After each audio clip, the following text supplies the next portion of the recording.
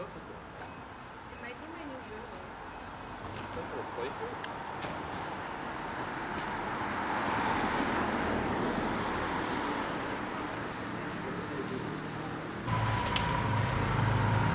It's a bit chilly out here.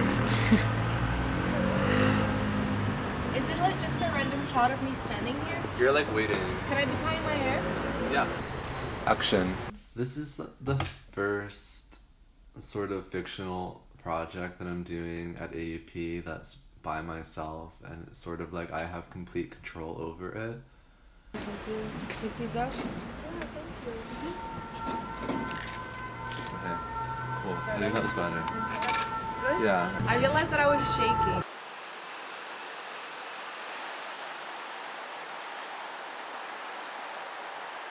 The main actress kind of just had like the energy that I wanted. I wasn't so focused on getting someone who was a good actor per se. I just wanted someone who was interesting to watch because, you know, it's a student film, and I feel like it just has to be compelling because it's not going to be technically advanced.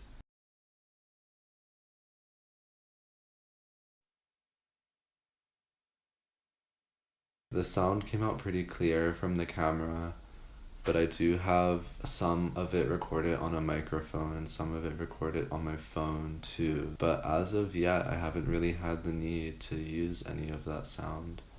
Like, I'm quite happy with what was picked up from filming. I don't even know what kind of camera it is. I think it's a Canon, but it's just like a handheld camera, a very inexpensive handheld camera.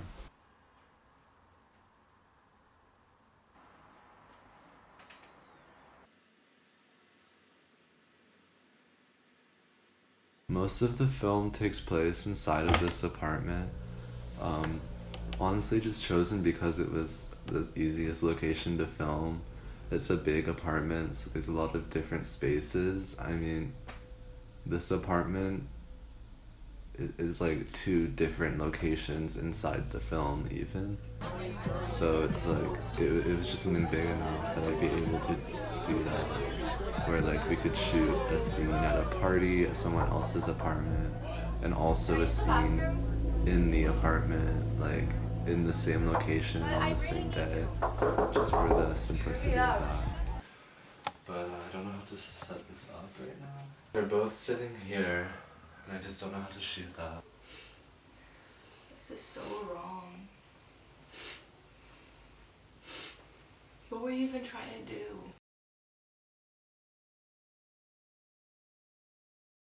What's always the hardest when you're making something is, like, the more time you pay attention to it, like, the more thoughts you have about it, and then those thoughts, like, only really exist in your head, and you have a whole thing built up around what you're making, and the hard part is trying to take a step back from it and think, like, does this work? No. So you can hardly tell it's an elevator, but it's like, oh wow. I hope it's good and we're not like crazy. I don't think we're crazy. Okay. I feel like I have the most recognizable characters in my movie, if nothing else. What's always nice is just to like cut something out. Learning to cut a scene out, like, relieves so much stress. I had a scene like in the middle of the movie that was kind of just like a way to get from point A to point B, and when I was rethinking the plot, I was like, it was definitely on my mind, like trying to cut out that scene that was basically just a scene between 2 scenes. And you know, I was able to build it into a rewritten version of the opening of the movie. Millions of people come to Jim Morris's grave every year. This is legendary. Now we're 2 of them. I wish you got more excited about things. I don't like graveyards. I wonder what he could have done if he hadn't died so young. Why are you still talking about this? You know it scares me. You didn't even bother to check if it was open? I figured it'd be open. It's a Sunday. You just really want to see Jim Morrison's grave, man. It's supposed to be legendary. You know I don't like graveyards. The most important thing would be that it doesn't look ugly, the movie, because that's like a make it or break it. Talk with us, spirits. We want to understand. That's the goal, would be that no matter what part of the movie it is, I wouldn't cringe, and that I'd be comfortable watching the whole thing the whole way through with a group of people.